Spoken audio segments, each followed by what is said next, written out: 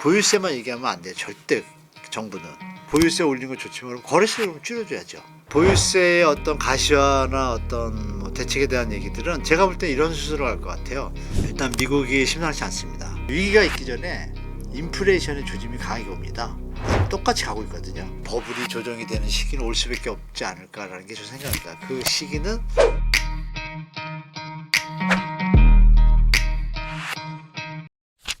정부가 5년 내 135만 호를 공급하겠다는 계획을 내놨는데 실현 가능할까요? 저 다른 방송에서 많이 말씀드렸는데 반신반의하는 분들이 정확합니다. 역시 우리 대한민국 국민은 똑똑합니다. 반신반의가 아니라 반쪽만 믿으면 됩니다. 실제로 내용도 그렇습니다. 저도 나오자마자 저는 제 개인 유튜브에 물풍선 대책을 썼습니다. 아무 내용도 없다 이거죠. 그게 뭐냐면 135만 원 중에 70만 원은 공공택지를 이용하는 거예요. 그리고 80만 원 가까이는 뭐냐면 재건축 재개발 이런 거예요. 유입지. 그럼 재건축 재개발은 나라가 주인입니까? 무슨 이상한 소리 하고 계세요. 재건축 재개발은 여러분이 정부에서 하지 말라고 해도 사업성이 있으면 알아서 합니다. 그렇죠?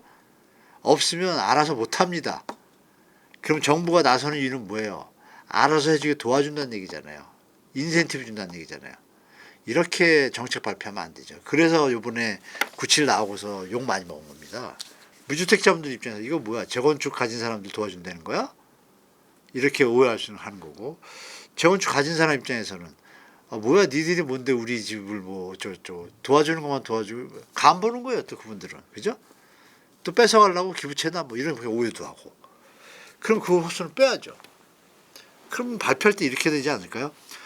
우리 정부가 바로 여러분들 우리 국민들을 위해서 실행할 수 있는 주택은 70만 원입니다. 딱 끊어주고, 그리고 재건축 재개발은 이러이러한 제도를 활용하면은 80만 원까지 가능하지만 지금 유추하기에는 결론은 조합원들이 결정하실 거고 국민에 대한 예의 정신을 갖추고 가실 거지만 정부와 지자체가 적극 협조한다라면 3, 40만 원은 가볍게 될 것이라고 보고 최대 80만 원 됩니다. 그래서 최소 70만, 최대 135만 호를 공급하겠습니다. 이러면 국민들이 다 박수 쳤을 거예요. 어디서 그런 이상하게 야사무사한 그런 발표를 하니까 무주택자도 화내고 재건축 소유주도 화내고 다 화낸 겁니다. 그래서 욕먹어도 싸고 제가 볼 때 그럼에도 불구하고 안타까운 건 애를 쓴 그 흔적을 티를 못 낸 거예요. 내용은 정말 좋은 게 많았어요. 많은데 이번 정책 발표는 너무 아쉬웠다. 조금만 진정성과 국민에 대한 서비스 정신, 공감대 정신을 가졌다라면 이런 일은 벌어지지 않았을 것이다. 그래서 지금 추가 대책 준비하고 있지 않습니까? 뭐 이렇게 말씀드리겠습니다. 정부가 보유세 등 부동산 세제 강화 카드를 낼 가능성이 있을까요? 네, 요즘 보유세에 대한 얘기가 많이 나오고 있죠. 그러나 이거는 국민 누구나 공감합니다. 심지어 집을 가지고 있는 분도 공감해요. 근데 이제 투자하거나 투기하신 분들이 지금 썽을 내는 거죠. 언론에서는 막 제가 볼 땐 과대 해석해서 뭐 사람들이 막 큰 피해를 보는 것처럼 얘기하지만 여러분 스포츠카 타면 세금 더 내는 거 다 알잖아요. 상식이에요, 상식. 그냥 누진적 과세는 상식이지 않습니까? 그래서 이 공감대가 지금 형성되기 시작한 거예요, 제가 볼 때. 그리고 언론에서 암만 피해자 어떤 코스프레를 해도 국민들이 이미 대한민국의 문제가 부동산에서 출발되고 있다는 걸 다 인식했기 때문에 더 이상 이거를 특혜를 주기에는 버거운 거예요. 전 세계에서 양도소득세를 장기 특별공제 80% 해가지고 거의 안 내거나 또 일시적 2주택 양도세 비과세를 통해 세금을 1% 안 내거나 이런 나라가 어디 있어요? 없어요. 그러니까 보유세 논란은 사실 예전부터 나왔었고, 반면에 이제 한 가지 같이 병행해야 될 게 있습니다. 보유세만 얘기하면 안 돼요. 절대 정부는. 그러면 세금 국민한테서 그 갈취하는 정부로 변질될 수 있습니다. 그래서 보유세 총액이 있을 거 아니에요. 그리고 현재 부동산을 통해서 그 취득 보유 매각 과정에서 들어오는 세금의 양이 있습니다. 여러분 2,300만 가구 중에 거래되는 거 1년에 100만이에요. 그러면 5%도 안 되잖아요. 근데 5%의 세금을 10%로 먹으려면 50%예요. 근데 95%를 1%를 올리면 95%예요. 돈이 2배가 늘어나요. 1%는 충격이 적거든요. 근데 심지어 지금 0.5 이 수준이니까 그러면 보유세 올리는 건 좋지만 그럼 거래세를 그럼 줄여줘야죠. 총량에서.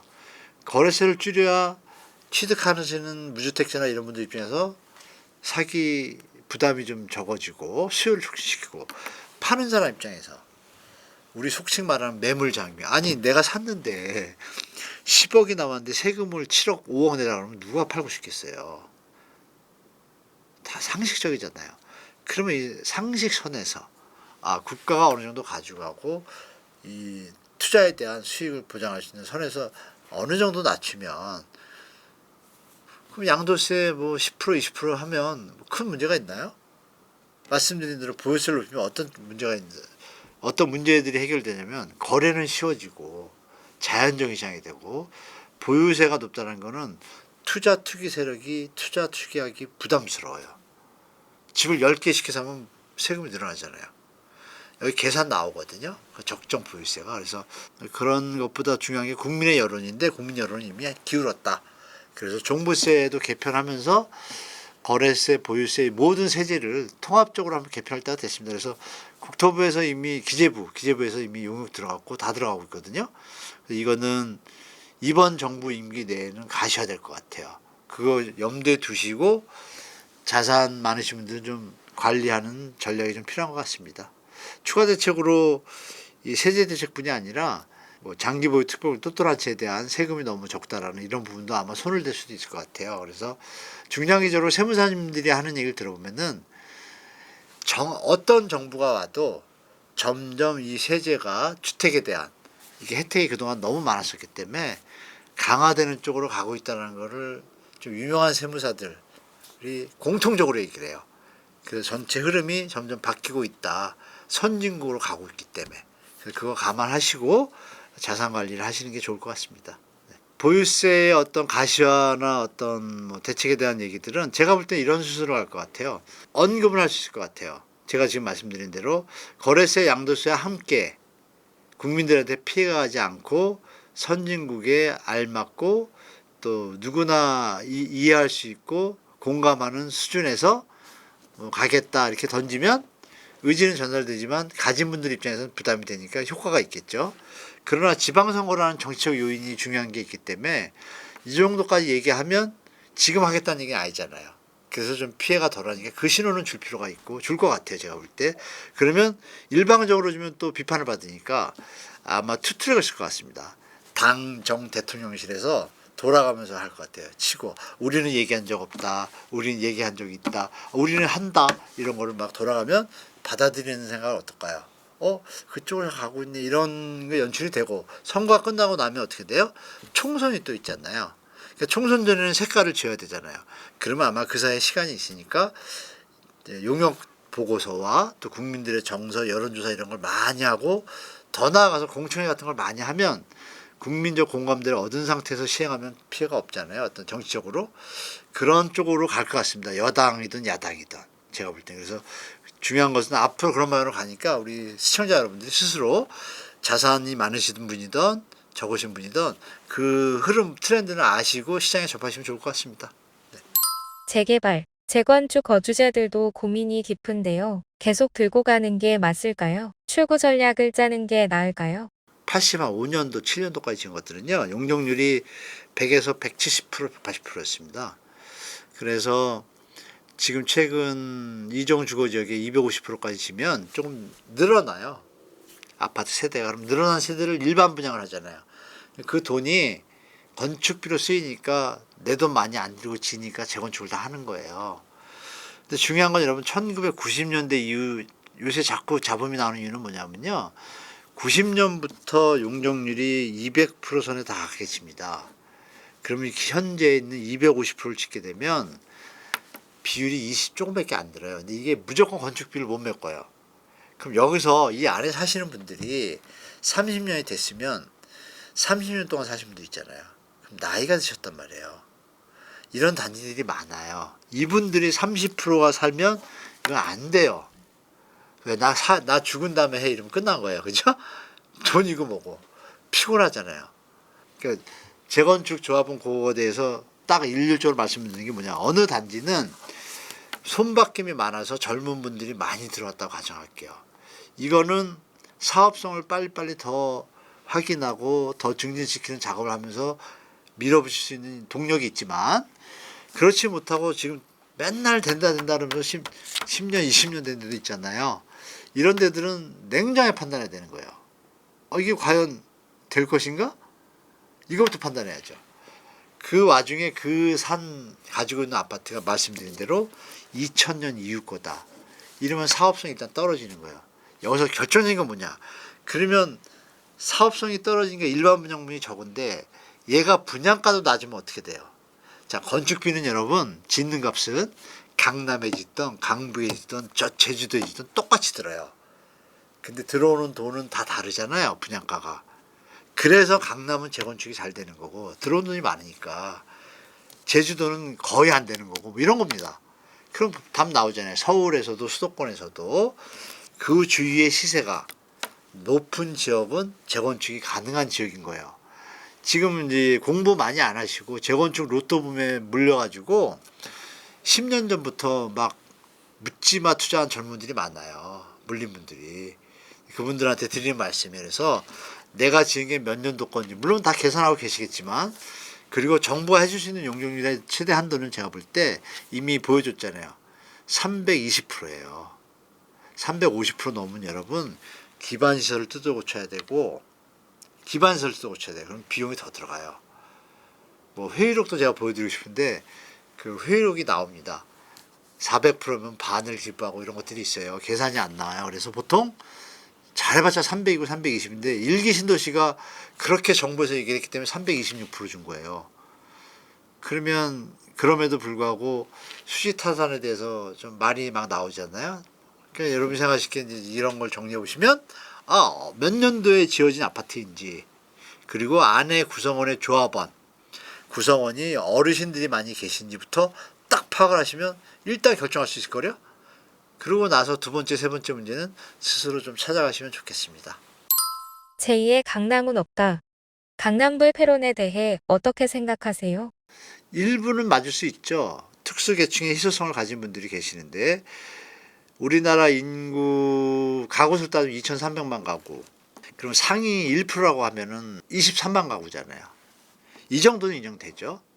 근데 강남 3구만 아파트가 45만 50만 채예요. 뭐 25만 채 남잖아요. 그래서 강전파가 있지 않습니까? 강남 전세파? 전세 살고 그냥 거기 학원 학교 조금 좋다 그러니까 거기 다니다가 그 다음에 딴 데 가서 살아. 왜?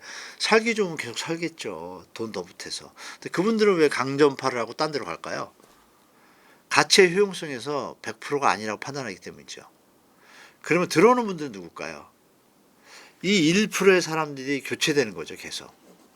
그렇죠? 저는 그렇게 봅니다. 그래서 제2의 강남이, 여러분 이 얘기 들으니까 깜짝 놀랐는데, 제가 초등학교 1학년 때 어릴 때 아버지 따라 마포에 배 타고 넘어가면 강남이에요. 다 진흙밭이었어요, 여기. 그리고 이 물 잠기고 비 오면. 지금도 잠기잖아요, 강남.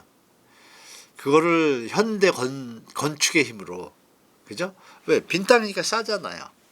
싸고 집중적으로 개발하겠다는 어떤 의지와 정치권의 정치 의도와 여러 가지 경제 요인이 맞아 떨어지면서 경부고속도로 연결되고 이러면서 맞았죠. 그래서 거기가 이제 키워진 거잖아요, 쉽게 말하면. 그러면 만약에 어느 정부가 마음을 먹고 한 도시를, 강남의 섹터 중에서 여러분 생각해 보세요. 강남 그러면 우리가 어딜 따져요? 서초, 강남, 송파만 얘기하잖아요. 솔직히 얘기하면. 준강남이라는 표현을 쓰잖아요. 동작만 가도 바로 옆에 있는데. 그러면 강남 3구 42만이라는 도시를 우리 대한민국이 만들 능력이 없습니까? 있죠. 저는 개인적으로 한 7년 전부터, 7년, 10년 전부터 마포 용산이 강남보다 훨씬 좋게 변모할 것이라고 얘기하고 주변에도 그 당시에 권유를 했습니다. 강남산이 그쪽을 사라. 30년, 20년에 다 바뀔 거다. 제가 강남이 30년 동안 바뀐 걸 봤으니 지금의 추세로 봤을 땐 원래 전 세계가 또 그래요. 전 세계가 원래 구도심으로 회귀 현상이 벌어집니다. 지금 우리나라는 그럴 때가 됐어요. 강남에 지을 땅이 없잖아요. 그럼 그대로 이제 존치 형태가 되는 거고.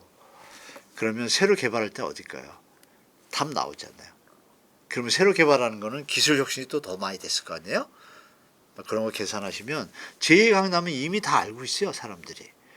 그런데 이런 얘기를 하는 분들은 뭐예요? 좀 이해가 안 되죠. 또 세종시를 또 그렇게 만들 수 있지 않을까요? 지금 최첨단 기법들이 다 나왔고 강남에 10년 전에 지어진 것들은 이제 구축이에요. 여러분들이 선호하는 뭐 잠실 엘리트 그 몇 년 된지 아세요? 20년 차더랍니다. 20년 차. 노후주택이에요. 일명 얘기하는 노후주택법의 노후주택이에요. 그게 무슨 강남에 가치가 있습니까? 주택만 볼 때는 입지만 보는 거죠. 그렇다면 신축이 더 좋은 건 맞지 않습니까? 비슷한 입지인데 신축이 훨씬 좋으면 당연히 그쪽이 훨씬 나은 거죠. 그러면 정부나 지자체가 어떤 마음을 먹냐에 따라서 제2, 제3의 강남도 나올 수 있지 않을까요? 저는 거꾸로 그렇게 말씀드릴게요. 제 생각은 그렇습니다. 예. 내년 부동산 시장을 움직일 핵심 변수는 뭐라고 보시나요? 네, 일단 글로벌 리스크에서 말씀드리면 일단 미국이 심상치 않습니다. 근데 미국은 또 하나의 악재를 가지고 있죠. 미중 관계. 그리고 역사적으로 화폐의 어떤 역사를 볼 때 위기가 있기 전에 인플레이션의 조짐이 강하게 옵니다. 근데 지금 똑같이 가고 있거든요. 그래서 여러분 뭐 아시는 것처럼 말씀드리지 몰라도 워렌 버핏이 왜 갑자기 현금을 많이 쥐고 있을까요? 인생에서 있어서 제가 살아본 중에 워렌 버핏이 현금을 그렇게 많이 가진 건 좀 처음 본 것 같아요. 근데 그걸 또 대놓고 얘기하잖아요. 그리고 최근에 자산운용사 블랙락의 문제가 커지고 있고 실제로 로컬 뱅크들이 지금 상태가 안 좋습니다. 그리고 LA에 있는 뭐 대한항공 건물도 있잖아요. 그게 3조짜리가 1조 돼도 안 팔리고 있거든요. 그럼 벌써 손실분이 생겼잖아요. 그럼 회계상으로 어딘가에서 정리가 돼야 되는데 그 구조개혁이에요. 구조개선. 근데 그걸 안 하고 지금 버티고 있는 거잖아요. 돈 풀어서. 근데 그 돈을 풀었을 때 결과는 역사적으로 100% 똑같았습니다. 다만 이 기술과 금융에 대한 파생 상품도 툴이 많이 생기다 보니까 지금 오래 버티는 것 같아요. 제가 볼 때. 근데 그것도 어느 정도 막바지 온 것 같아요. 왜? 관세 정책이 먹혀서 미국의 재정 적자를 메꿔야만 그나마 그래도 이 기하급수로 늘어가던 부채 적자가 이 선을 가야지 유지가 됐던 건데 이게 지금 아슬아슬해요. 제가 보기에. 아슬아슬하고 그리고 미국 채권의 움직임도 좀 이상해요. 제가 볼 때. 자꾸 변동성이 심하고 그 와중에 또 영국도 한번 뭐 버벅버벅 됐잖아요. 요즘 또 뭐 프랑스도 버벅버벅 되는 것 같고 이게 뭐 전 세계적으로 동시다발적으로 일어나고 있고 또 IMF에서 우리 IMF 때 외환 때 지원받았잖아요. 지금 제가 알기로 20 몇 개국이 지금 18개국인가 20 몇 개국이 지금 지원받고 있거든요. IMF 부도 직전에 지금 지원받는 데가 어마어마하게 들었거든요. 역대 최대예요. 그럼 이거 뭔가 좀 이상하잖아요. 그 역대 최대로 유동성이 인류 역사상 제일 많이 풀려 있잖아야 걷어들여야지 정상인데 걷어들이는 과정에는 필히 따르는 게 경제 위기 침체 둔화 중에 하나가 와야 되는 거예요. 근데 그 시기를 조절하고 있는 것 같아요. 그렇다면 예측되는 시점은 27년이 학자들이 다 모아지고 있는 것 같아요. 2027년이 되면 더 이상 못 버틸 거다. 빠르면 2026년 말. 그 리스크에다가 전쟁 리스크는 사실 뭐 계속 있던 거라서요. 일단 봉합이 되는 분위기고 뭐 대통령이 피스메이커 던진 바람에 트럼프 대통령이 약간 업이 돼가지고 그럼 뭐 김정은하고 만나려고 그러고 뭐 핵잠수함 우리 풀어주고 이런 거 볼 때 동북아시아에서의 긴장감은 중국밖에 없는 것 같아요. 근데 중국도 시진핑도 좀 나이가 많이 들어가지고 보면 기력이 좀 떨어진 것 같아서 제가 볼 때 함부로 대만 치고 이럴 것 같지 않습니다. 그래서 전쟁 쪽보다는 저는 차라리 이쪽에서 나올 것 같아요. 그 미국 자체 거기서 불거질 가능성이 높다고 보입니다. 우리는 우리 안에서 지금 한계 기업이 너무 많습니다. 너무 많아서 한순간에 이게 도미노 효과가 있거든요. 지금 명태 많이 하고 있거든요. 대기업들 엄청 많이 합니다. 특히 한번 말씀드린지 모르겠는데 건설사들 그 PF 프로젝트 팀이 10팀이 있었다고 가정을 할게요. 한 5년 전에. 지금 다 두세 팀밖에 안 남았습니다. 그럼 그분들은 해고된 거잖아요. 일이 없고. 이런 것들이 지금 건설 쪽뿐이 아니라 패션계, 유통계 할 거 없이 동시다발적으로 지금 감원이 벌어지고 있거든요. 희망퇴직이. 이런 부분을 감안할 때 일시적인 버블이 조정이 되는 시기는 올 수밖에 없지 않을까라는 게 저 생각입니다. 그 시기는 저도 한 2026년 말 7년으로 보고 있거든요. 그렇게 보고 싶다. 그때 이제 대한민국 부동산도 조금 변화를 맞이할 수도 있지 않나라고 좀 예측하고 있습니다. 네.